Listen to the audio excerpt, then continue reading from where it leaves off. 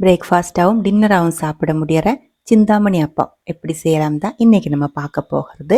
அதுக்காக ஒரு பவுலுக்குள்ளே 1/2 கப் அளவுக்கு பச்சை அரிசி, 1/2 கப் அளவுக்கு இட்லி அரிசி, 1/4 கப் அளவுக்கு சாம்பார் பருப்பு, 1/4 கப் அளவுக்கு கடலைப்பருப்பு, 1/4 கப் அளவுக்கு பாசிப்பருப்பு கூடி சேர்த்து நல்லா 2-3 டைம் கழுகானதுக்கப்புறம் 6 to 8 மணி நேரமாவது மினிமம் மூடி வச்சுக்கோங்க.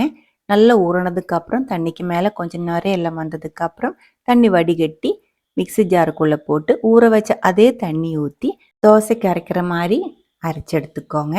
தேவையான அளவுக்கு உப்பு ஊடி சேர்த்து நல்லா கலந்து விட்டதுக்கப்புறம் மூடி வச்சுக்கலாம். நம்ம அரைக்கிறதுக்காக ஊற்றி இருக்கிற தண்ணி நல்லா ஃபெர்மெண்டாக இருக்கிற தண்ணியாக இருக்கிறதுனால 3 to 4 மணி நேரத்துக்குள்ளே மாவு நல்லா பொங்கி வந்துடும். பாருங்கள், 3 மணி நேரத்துக்குள்ளே மாவு நல்லா பொங்கி சாஃப்டாக வந்திருக்கு.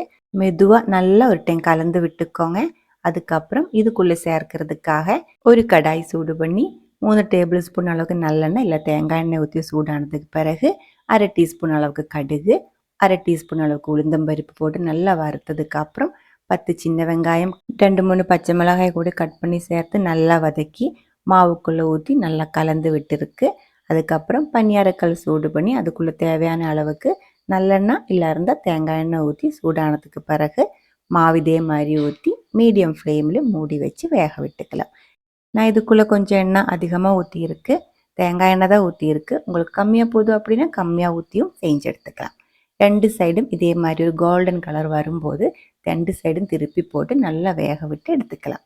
இதுக்கு சைடிஷ்ஷாக காரமாக இருக்கிற கட்டியாக இருக்கிற எந்த சட்னி வேணாலும் சூப்பராக மேட்ச் ஆகும்.